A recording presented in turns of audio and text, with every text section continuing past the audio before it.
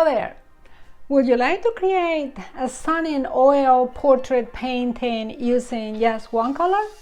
Monochrome is a fantastic way to improve your skill and focus on values.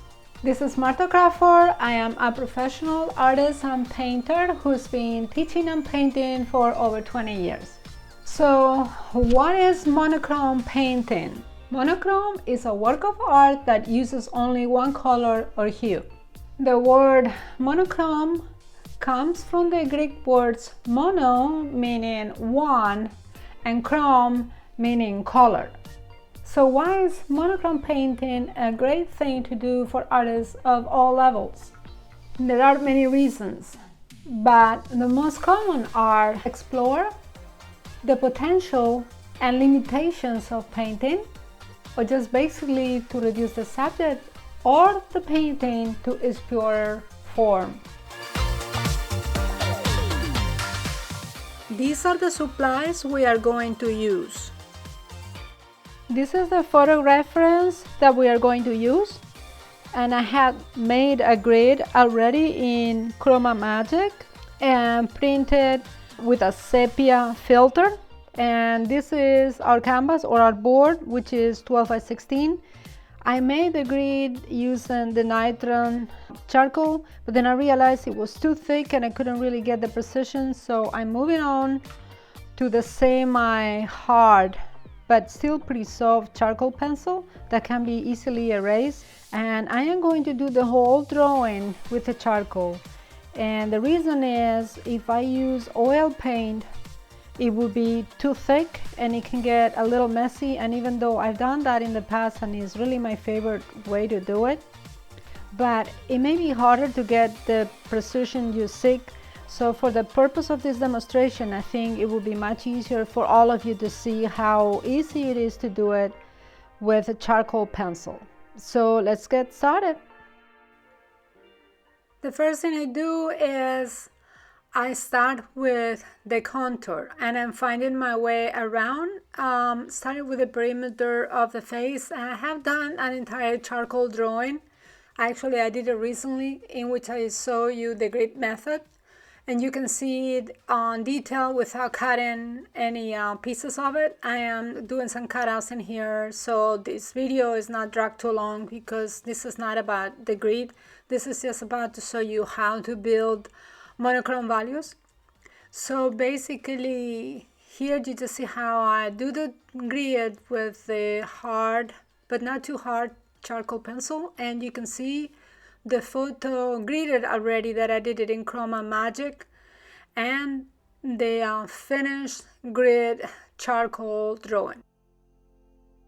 The first that I do is set up the palette. So I'm going to put my white here, cadmium yellow, and burnt umber here. You can do this whole thing with just white and burnt umber, but I'm adding a little bit of yellow to warm the face because I want a big contrast between the face and the background. All right, and I figured if I use cadmium yellow, I will achieve that. So I'm going to add a little bit of yellow to my white to warm it up, because I do that with all of my paintings. I warm the white with a little yellow. So this is the first step. Try to reduce this whole image to just two values.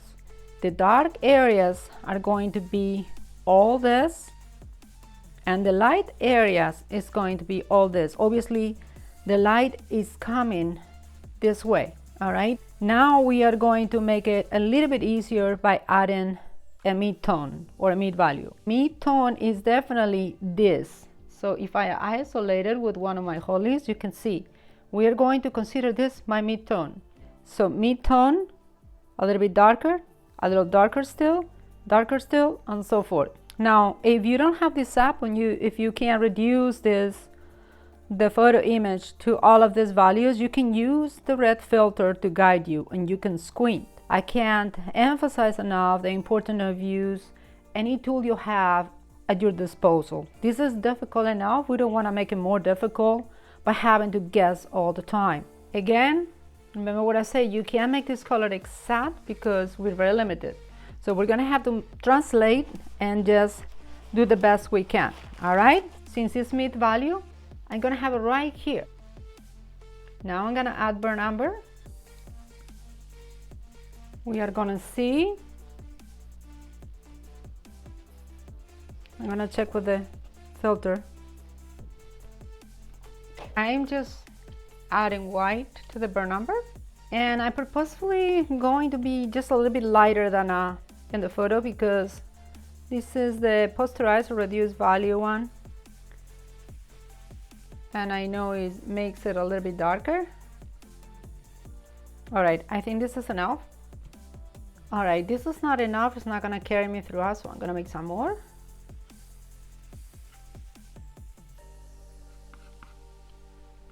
All right, I like what I have. It's a little bit lighter, but that's what I wanted, all right? So our first, which is our middle value, is completed. Next, we're gonna make that value, all right? Which is going towards the dark. So from here,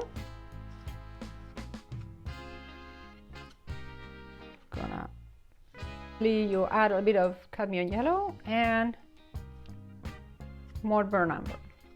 This could be, look through the filter. So I'm adding more burn umber. Satisfied with this. This will be somewhere in between. Start again from scratch. Tiny bit of yellow.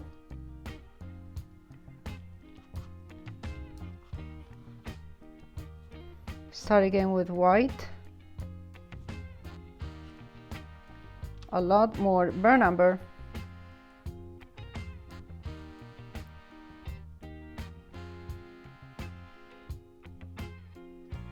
Bingo, bingo, bingo. All right. So mid value, 3 going towards the dark, and the darkest one would be right there at the hair, mostly burn umber. So mostly burn umber. This is what's going to be our darkest dark. I'm going to go a little lighter than in the photo, in the lightest lights, to give me a bigger range. So over here it seems that the lightest light would be this one, or at the tip of the nose, and that is really too dark.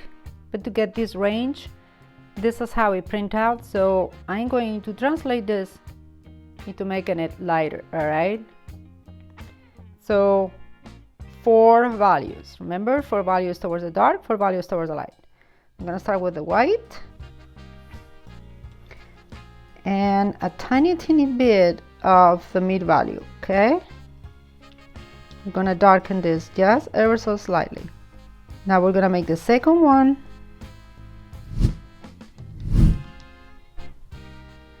Gonna add more.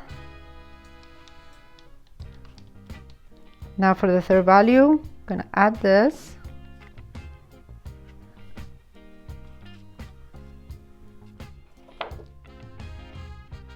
Now it's darker, so I have 4 here, 4 there, and the mid-tone, so a total of 9. So with all of these 9 values, we're getting ready to paint this. So what I'm going to do is I'm going to make the value scale right here so you can see how they all lay down.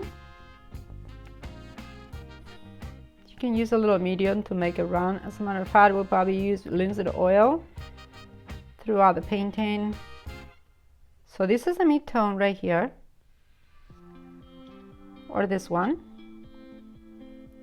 4 here. This is a lot harder than it looks.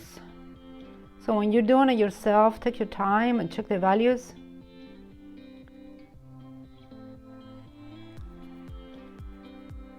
Have a little bit of linseed oil in here to make the color run a little bit smoother.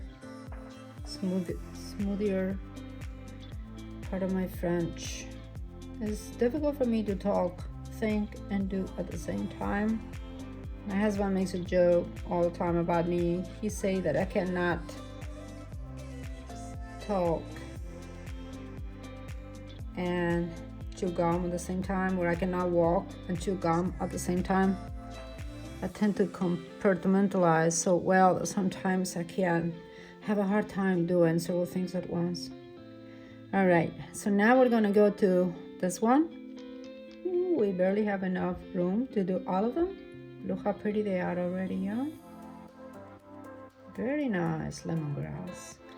Okay, so now the lightest one, which is this one, or the one that we will consider the highlight. This one will be for the highlight, all right? But look how much darker it is than the white of the canvas. I did this on a white canvas just for you to actually see, okay? All right, so now we are going to go towards the dark, coming all the way here.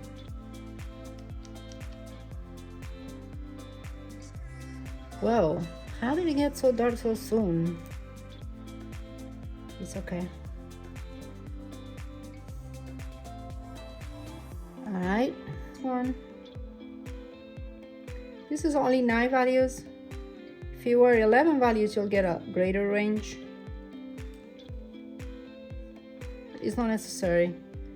I don't see 11 values here. Darkest dark, lightest light, right here. This is our range.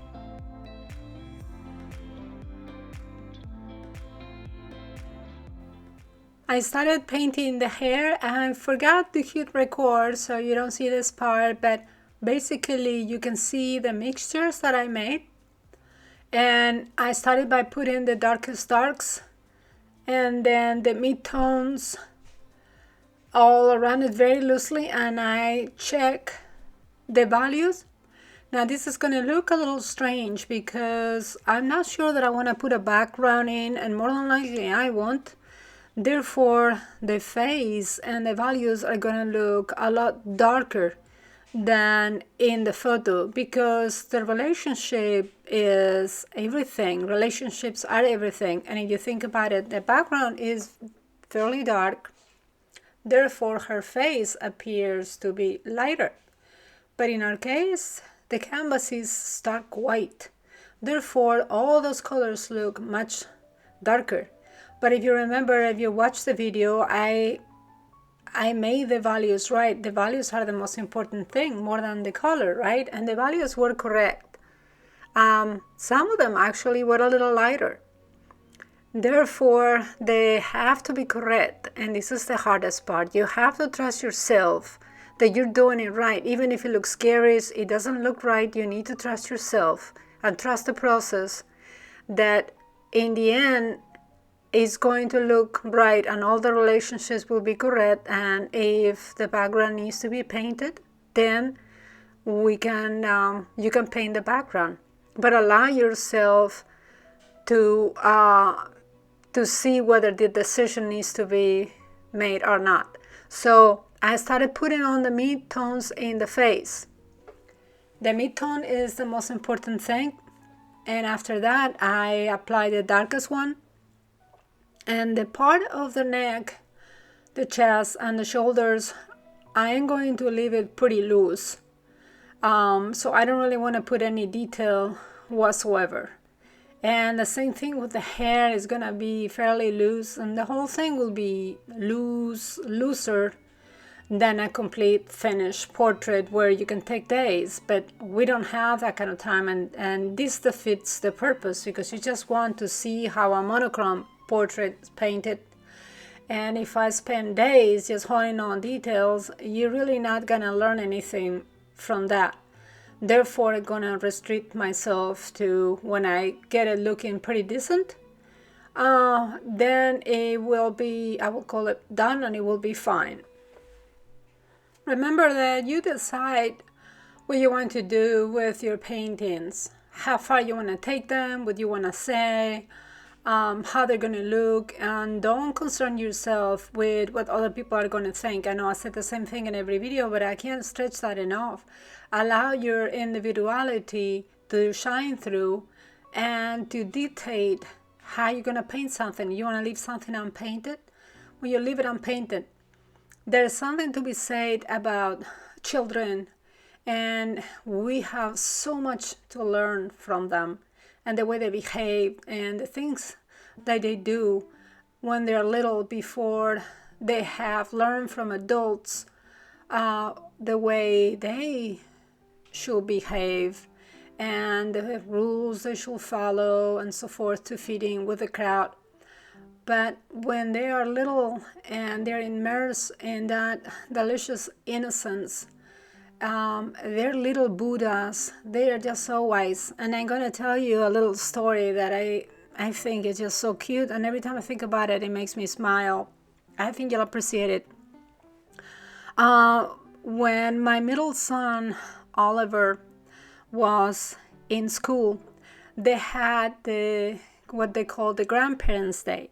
And on Grandparents' Day, the grandparents get to visit the children's school and they get to see what their grandkid is doing. At the time, I was painting nudes, and I was painting these very large size nudes that I was taking to fine art festivals all around. And they were tastefully done. I mean, they were not pornographic, but the behinds and the breasts and with the drapery that were shown, and they were definitely nudes. And you think that your children are not paying attention to what you're doing, but you couldn't be any more wrong. I certainly didn't think that my children were paying any attention to what I was doing in the studio, because they never say anything, right? They will peek through and they will giggle sometimes, and they will, hide in corners and play games with me. But for the most part, I didn't think they cared much, or they really knew what was going on. Well, I couldn't be farther. Not couldn't be farther from the truth, because what the kids were doing at the time was self-portraits. The teachers told the children that they wanted them to paint their self-portraits, right? So it is on Grandparents' Day, and the teacher is going all around with the grandparents and the grandkids. All these children are showing their grandparents their self-portrait. And girls are smiling, they have ponytails and pretty colors, whatever. The boys are holding maybe a little truck. And they have their trousers, with more or less artistic skill. They were, the self-portraits. Well, when it came time to my son Oliver, he drew himself stark naked. It was a big face, all smiling, full of teeth, and then the belly button. I mean, it wasn't really, explicit or anything, but he was the only kid in class that drew himself naked. And my parents look at this child's drawing, and they were mortified. So what was going on with this kid, right? And then it all came together. Oh, okay, all right. And he's seeing their mother. This is what she's painting. So he figured that, that's what he's going to do too. And he was happy as a clam. He didn't have a problem at all. And the drawing was pretty cute. And here it is. I'm showing it to you because I thought that you will enjoy it. I continue building the values and filling the canvas with paint. And I know this is the hardest stage. You just have to trust yourself that you have the right values and you're doing the right thing. Because I don't want to get too precious with this. I really want to show you how, if you take the time to build the right values, then your portrait will come together. So if you notice, I'm using fairly large brushes. The only small brush that I used was to do the pupil of the eyes and the nostril. All right, and that was around a very small brown brush. But right now I'm using a filbert, and it's a small size, but it's not very small. And that is the best trick. See, I'm using right now the small round because that's a very small area of the eyes. One of the best things you can do for yourself is actually that. Use the biggest brush that you can think of, because that way will prevent you from getting too precious and getting too tight. because you really can with a big brush. So I advise you to do just that. And as usual, I am saving the hardest thing for last, which is the eyes. And you already know why, because I have a thing about painting eyes. They always scared me, because if you get them wrong, you get the whole look wrong. So you have to take your time to really make sure that you do it as good as possible. And the first eye that I painted was the most important one, or the dominant one, because the second one, the one I'm painting right now, that is in the semi-dark, so I have to make sure that I don't add a lot of details to it. That background look really stark white, so I definitely have to wash it up with a little bit of pigment. So I'm using about the mid value very diluted with linseed oil, and just put it there very roughly, just mainly to kill the stark white of the canvas. If you made it this far in the video, I really would like to thank you for watching, and please like and subscribe, because that really helps me to create great content that will help you.